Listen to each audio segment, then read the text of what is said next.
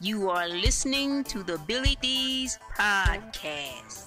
Well, hello everyone, and welcome. Welcome to the podcast. My name is Billy D's. I'm absolutely thrilled that you are here. If you have never checked out our program before, we are primarily a commentary and an interview podcast. You can find the Billy D's podcast pretty much anywhere podcasts are found, including Apple Podcasts, Spotify, iHeartRadio, on down the line. We are now we're on YouTube, Billy D's podcast, and Facebook, Billy D's podcast. We just started those two platforms here recently, but you can find us there as well.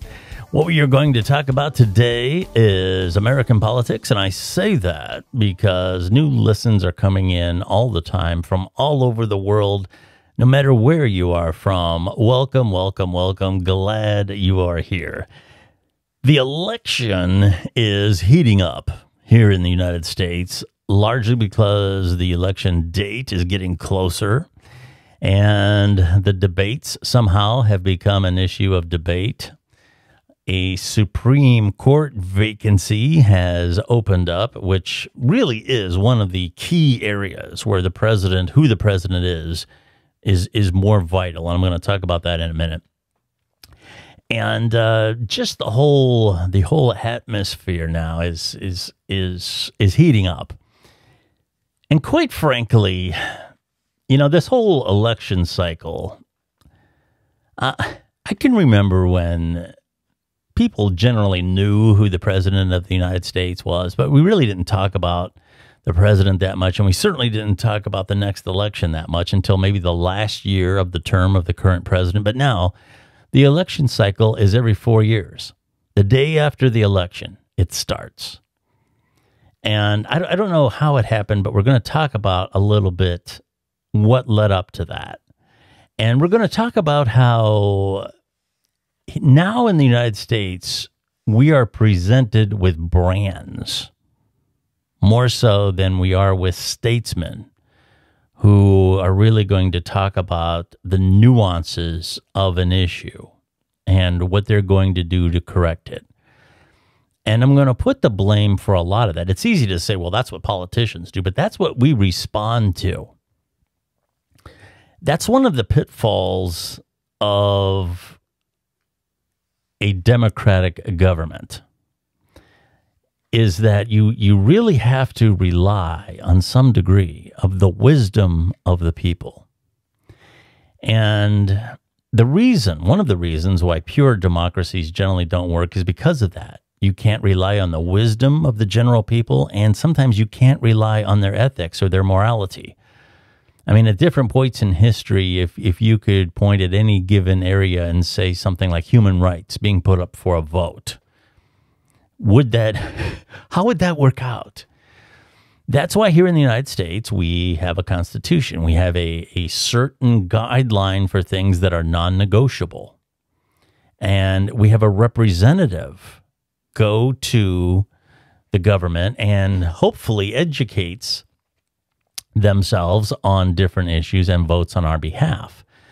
That's one of the things that with Brexit, for example, a lot of people in the United Kingdom, after that vote was done, regretted their vote, no matter how they voted on it, because they really didn't educate themselves on the finer points of that issue. And that's one of the reasons here again why we have a representative republic.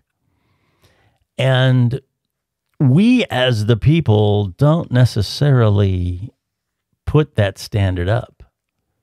We respond to what we like. And there's a lot of times when the popular decision for a given issue is not the best one. So there's a lot of layers to this. And as I mentioned, the Supreme Court nominee does put a lot of value on, in terms of importance, on the presidency. There's no question.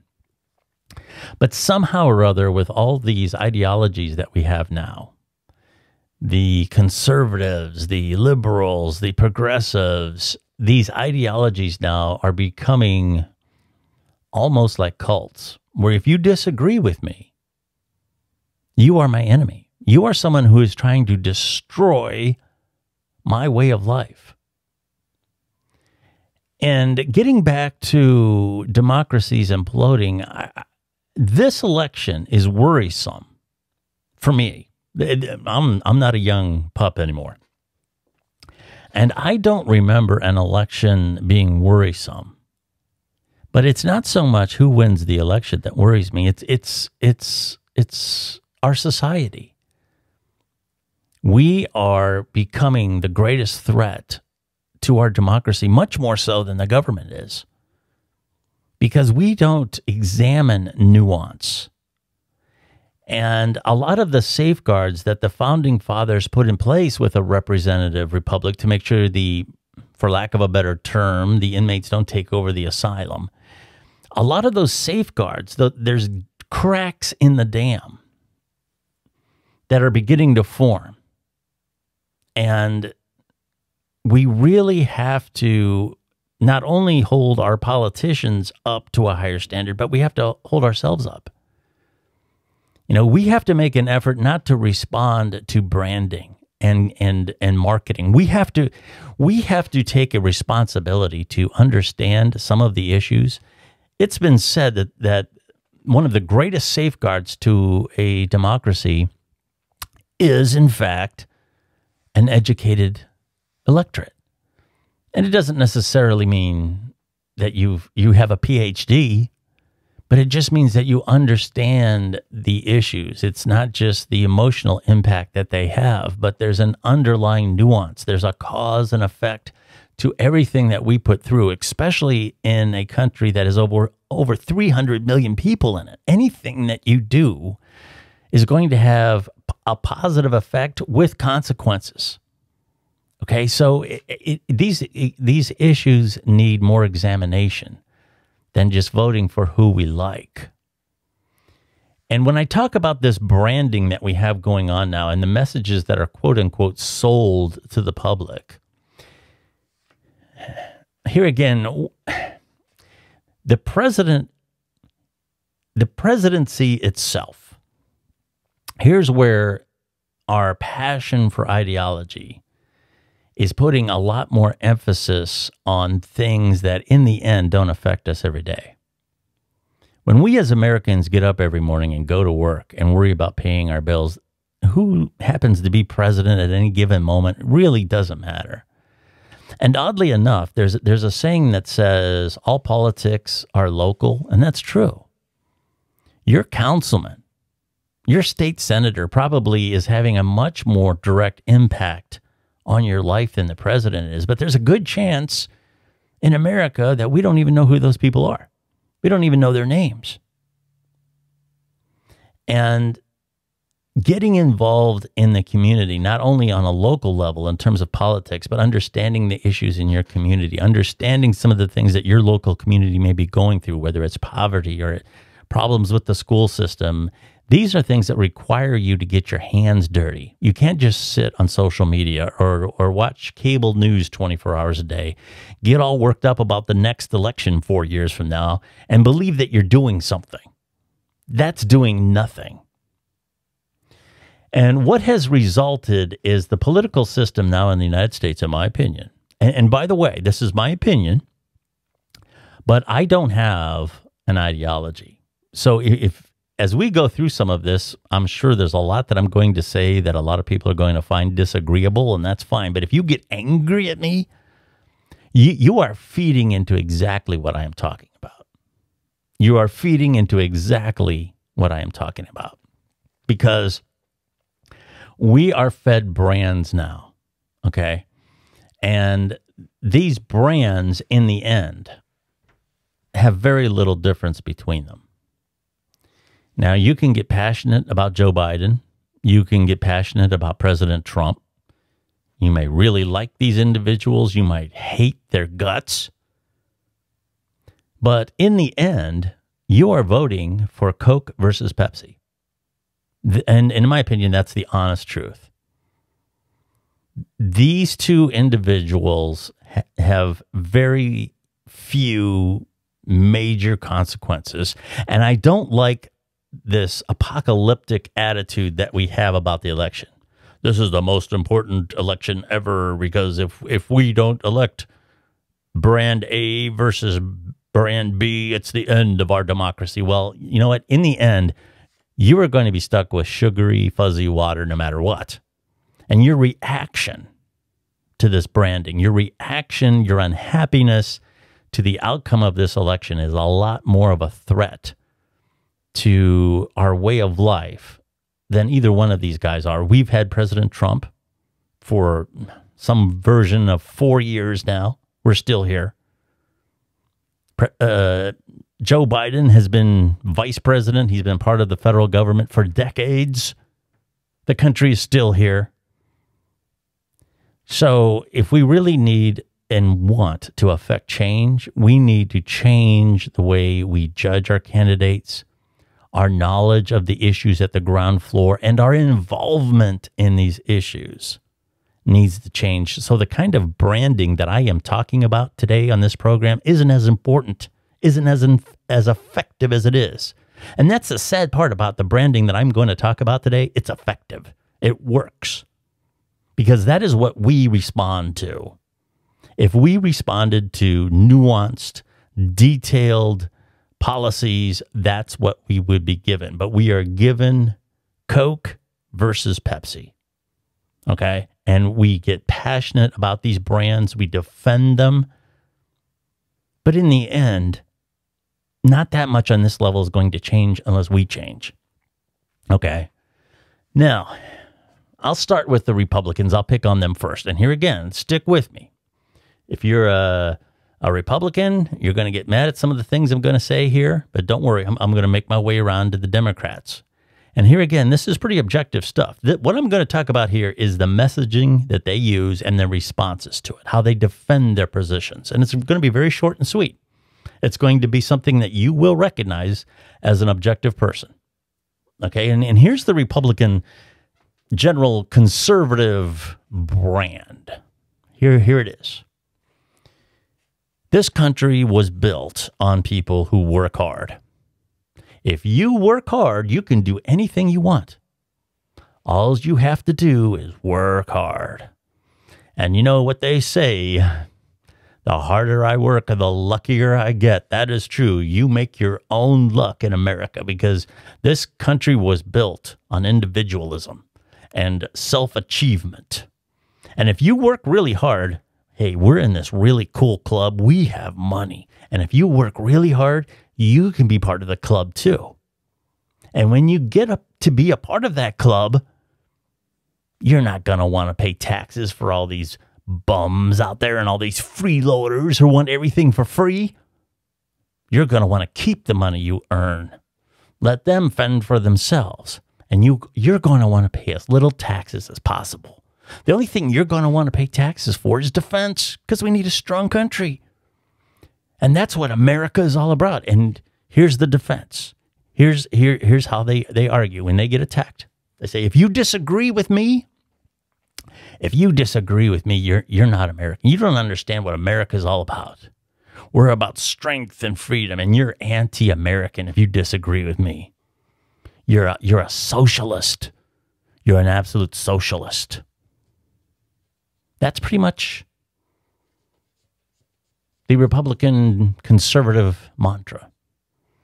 And what they don't tell you is that getting into that club isn't as easy as it sounds. That's the part that they leave out. You know, I totally agree that people like Henry Ford and Bill Gates, their individuality, their drive for success are things that helped build this country. It is absolutely true. It is absolutely true. I'm for rewarding hard work.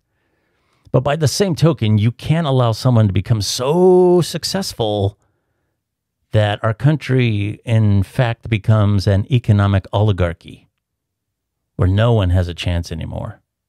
The last person, the most recent person to become that successful in that marketplace is the way it's going to stay. Okay, you have to have some way for there always to be just that little bit of chance that the guy working out of his garage is going to be the next Bill Gates, is going to be the next Henry Ford. And we can't allow those people to get to the top, people like them to get to the top and become so powerful, make sure that nobody else can do it. Okay.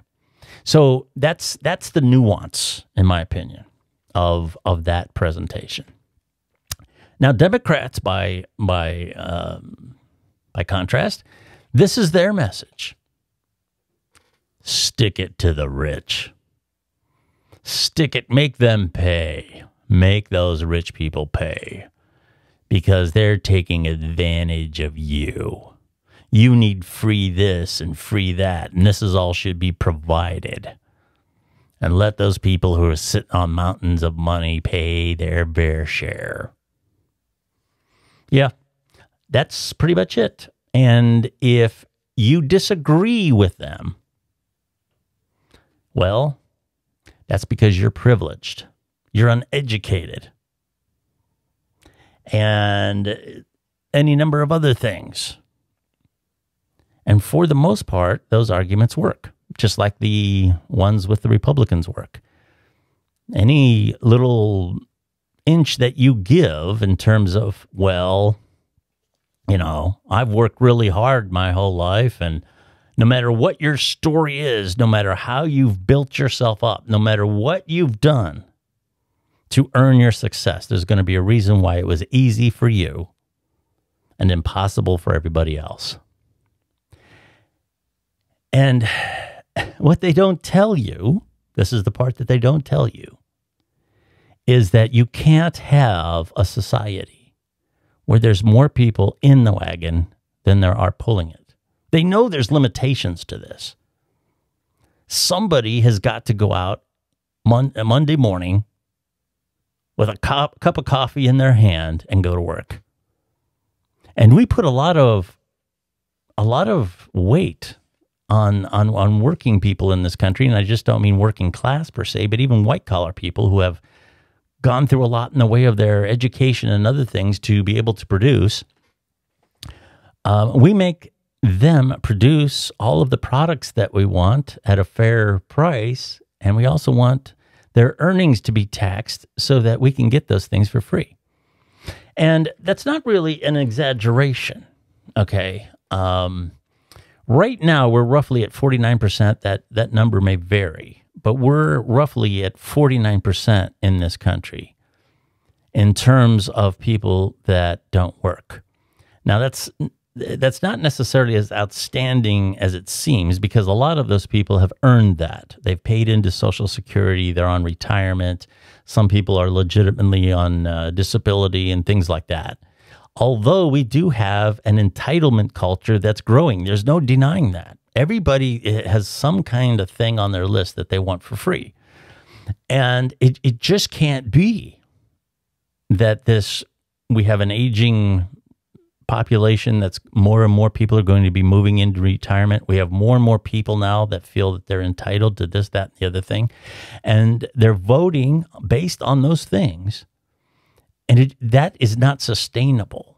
We cannot have a situation where one working person is supporting three. It just can't work. More and more people are going to throw up their hands and say, why should I work? Just give me the stuff that I need to survive and that I want, and I'll just do what everybody else does. That's not sustainable. So both of these brands have merit. Both of these brands have merit. There are some truth to them. That's what gives them teeth to begin with. Okay. But they're also, I would say, more flawed equally than what they have merit. And we vote based upon what pushes our buttons. Okay. If you feel that you're entitled to XYZ, you're going to vote a certain way. If you feel that your hard work and your taxes are going to pay XYZ more so than anything else, then you're going to vote a certain way. And we need to step back from this. We need to step back from this and find balance to these issues. And like I said earlier, these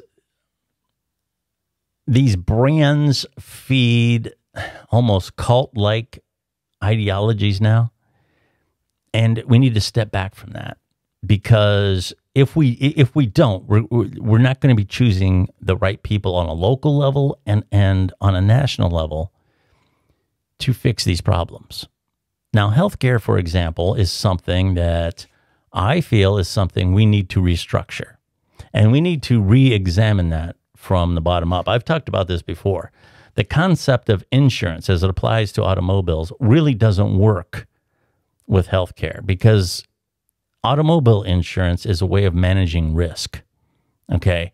And with healthcare, everybody needs it. Not everybody is going to get into an accident or something like that in a certain group in a given time period, but everybody needs, at the very least, preventative healthcare. So these are costs that are always going to be there. And everyone at one time or another in their life is going to get sick. It is virtually guaranteed. It's not about managing risk. And someone who's more prone to have a serious disease should not be thrown into an area that's high risk. That's not how you manage people's lives. There has to be a humanity for that.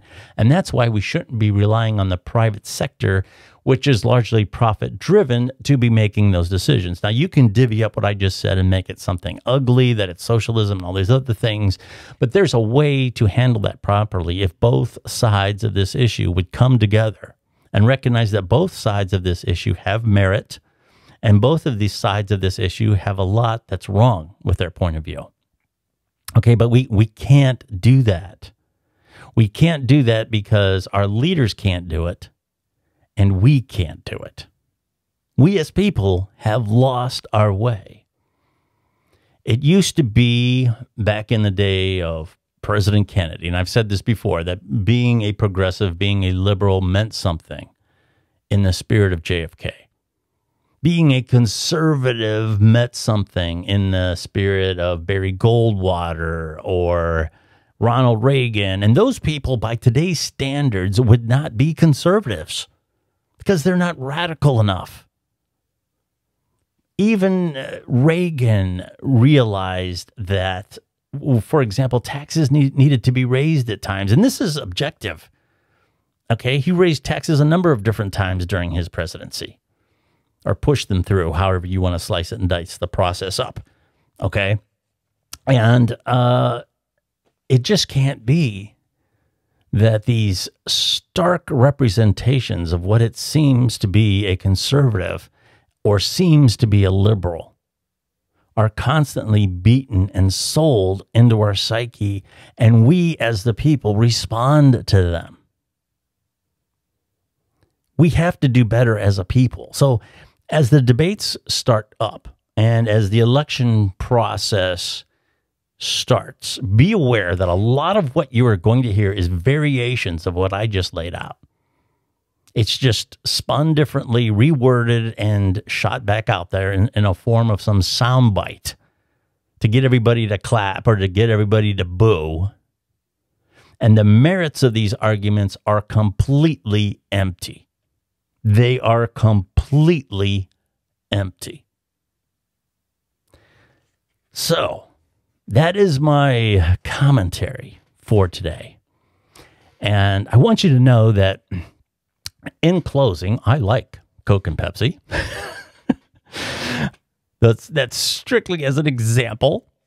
And I say that in jest, but you know what? That's the type of things that grab people's attention. That's the type of thing that people get pissed off about.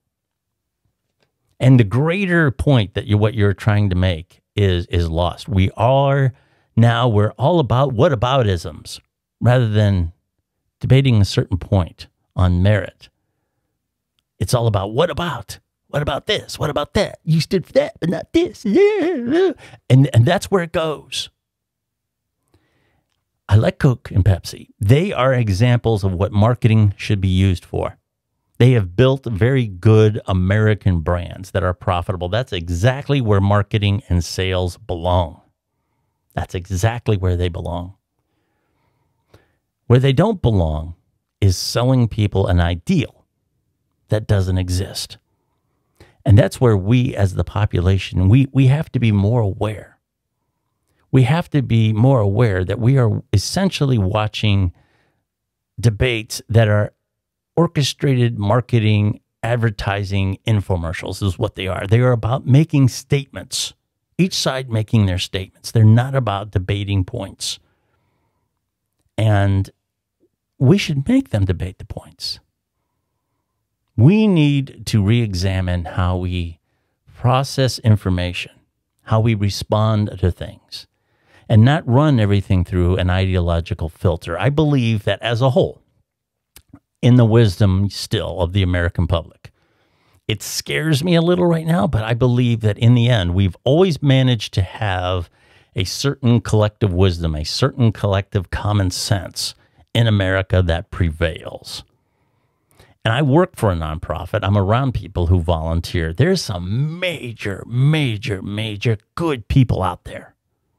Okay, there's some fantastic people out there who are 10 times better people than I will ever become on my best day.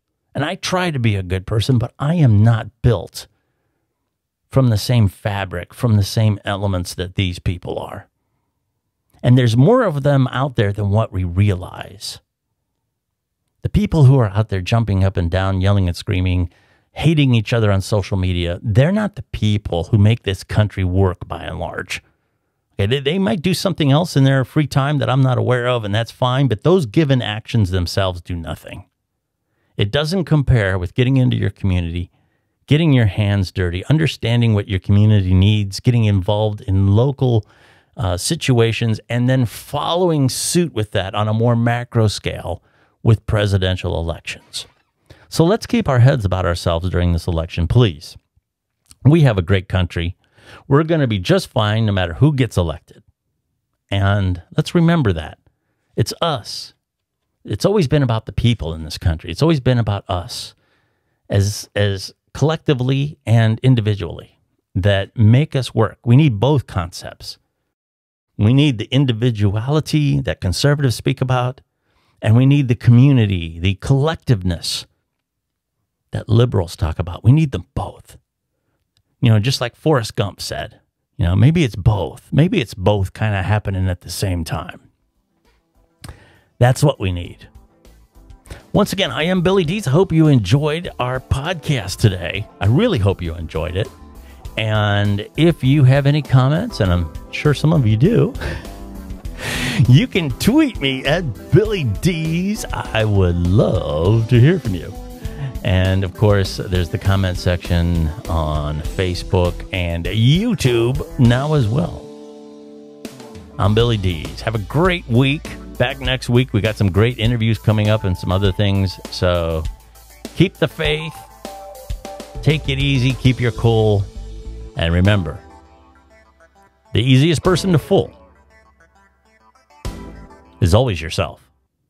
Well, hello everyone. I am Billy Dees from the self-titled Billy Dees podcast. You can find me on Apple Podcasts, Stitcher, TuneIn, iHeartRadio, and many more of the best podcast networks. Join me for my commentary and interviews. Follow me on Twitter, real easy to find, at Billy Dees. I am Billy Dees. I'd love to have you listen in.